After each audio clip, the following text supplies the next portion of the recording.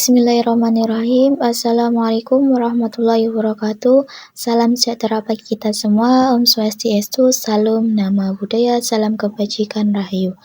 Yang terhormat kepada Bapak Pandu Bagaria selaku dosen praktisi hubungan internasional dan Ibu Lensi Megareta selaku dosen mata kuliah hubungan internasional. Kami dari kelompok 3 akan mempresentasikan tentang kekuatan nasional berdasarkan wawasan Nusantara. Kali ini kami akan membahas tentang pengertian kekuatan nasional dan juga wawasan Nusantara. Yang kedua itu implementasi di dalam kehidupan bermasyarakat, berbangsa, dan bernegara. Dan yang ketiga yaitu kekuatan nasional berdasarkan wawasan Nusantara di era globalisasi. Sesuai dengan materi yang pertama yaitu adalah kekuatan nasional. Jadi hakikat dari kekuatan nasional adalah kemampuan dan kekuatan bangsa untuk dapat menjamin keberlangsungan. Kekuatan nasional adalah kemampuan suatu negara untuk mampu menggunakan sumber daya negaranya. Identitas fisik yaitu berupa mempertahankan wilayahnya, pokok yaitu mempertahankan rezim ekonominya. Klasifikasi kekuatan nasional itu ada 3. Yang pertama yaitu hard power, yang kedua soft power, dan yang ketiga yaitu smart power.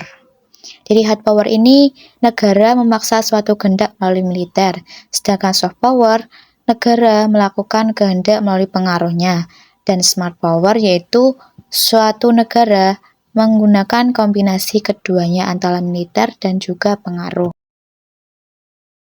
Dilanjutkan dengan pengertian wawasan Nusantara. Wawasan yang artinya pandangan, penglihatan, tanggapan terhadap panca indera. Sedangkan Nusantara sendiri adalah menggambarkan kesatuan wilayah, perairan, dan pulau-pulau yang berada di antara Samudra Pasifik dan juga Samudra Hindia. Jika digabungkan antara wawasan dan Nusantara, ialah keutuhan dan kesatuan wilayah nasional. Dengan kata lain, hakikat wawasan Nusantara adalah persatuan bangsa dan kesatuan wilayah. Akhirnya wawasan Nusantara ini ialah dengan adanya Deklarasi Juanda pada 13 Desember tahun 1957. Pada gambar ini kita mengetahui bahwa posisi silang strategis membuat Indonesia memiliki peran sentral terhadap lalu lintas laut. Di samping karena banyaknya kekayaan alam, maka sering terjadi pencurian akan sumber daya lautan oleh kelompok tertentu. Beberapa tahun pasca proklamasi kemerdekaan, para petinggi bangsa mulai melakukan rencana untuk membuat aturan mengenai sistem laut di Indonesia. Tujuannya adalah untuk memberikan pemberitahuan legalitas wilayah perairan Indonesia kepada dunia luar. Juanda menganggap perlu mengubah sistem ketatalautan Indonesia untuk mengubah zona teritorialnya. Dalam deklarasi ini, Juanda memberikan informasi kepada negara luar bahwa wilayah laut sekitar yang berada dalam wilayah Kepulauan Indonesia menjadi wilayah kesatuan dan kedaulatan NKRI. Kekuatan nasional berdasarkan wawasan Nusantara itu ialah kemampuan suatu negara dalam memahami cara pandang, cara berpikir, cara bertindak untuk mempengaruhi aktor negara lain melalui aspek astagatra, yaitu letak geografis, sumber daya alam, dan kemampuan penduduknya itu sendiri. Baik, perkenalkan nama saya Ambiah Juwita Wulandari. Saya akan menyampaikan materi selanjutnya. Implementasi dalam kehidupan nasional secara universal, Indonesia sudah dikenal dengan kehidupan bermasyarakat, berbangsa, dan bernegara. Implementasi kekuasaan nasional berdasarkan wawasan Nusantara dibagi menjadi 3. Yang pertama, implementasi dalam kehidupan bermasyarakat. Yang kedua, implementasi dalam kehidupan berbangsa. Dan yang ketiga, implementasi dalam kehidupan bernegara. Implementasi kehidupan bermasyarakat dalam kekuatan nasional berdasarkan wawasan Nusantara telah diajarkan dan dimasyarakatkan melalui jalur pendidikan sekolah maupun di luar sekolah.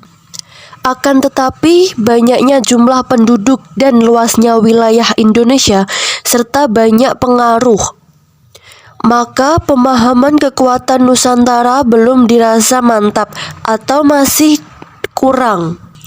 Oleh karena itu, penghayatan ini seharusnya dimulai dari setiap individu, keluarga, dan golongan masyarakat dengan bersikap dan bertindak menggunakan kesatuan dan persatuan. Selanjutnya akan disampaikan oleh rekan saya. Saya di sini Silvana Faizah akan membacakan materi ketiga, implementasi dalam berbangsa. Kebangsaan Indonesia tidak didasarkan pada kesamaan suku, etnis, agama, budaya, dan adat istiadat saja, tetapi didasarkan pada kesamaan cita-cita yang ditegaskan di dalam konstitusi.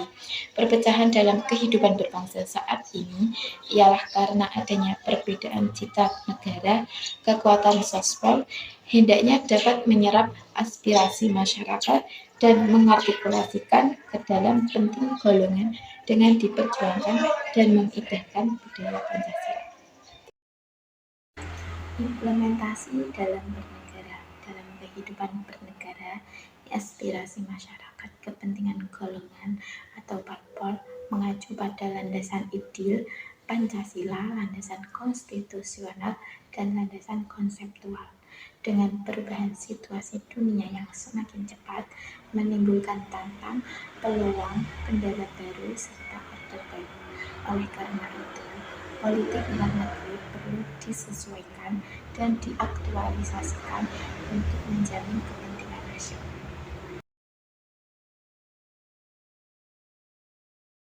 Perkenalkan, nama saya Nur Indasari.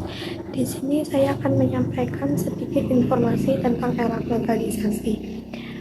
Jadi pada era globalisasi pada saat ini sampai abad ke-21 hakikatnya merupakan globalisasi ekonomi dalam bentuk perdagangan bebas dan globalisasi informasi dalam bentuk internet yang berupa yang satu tantangan terhadap negara bangsa, yang kedua tantangan terhadap Pancasila, yang ketiga peluang kerjasama, yang keempat ancaman bentuk baru, yang kelima ialah kendala daya saing.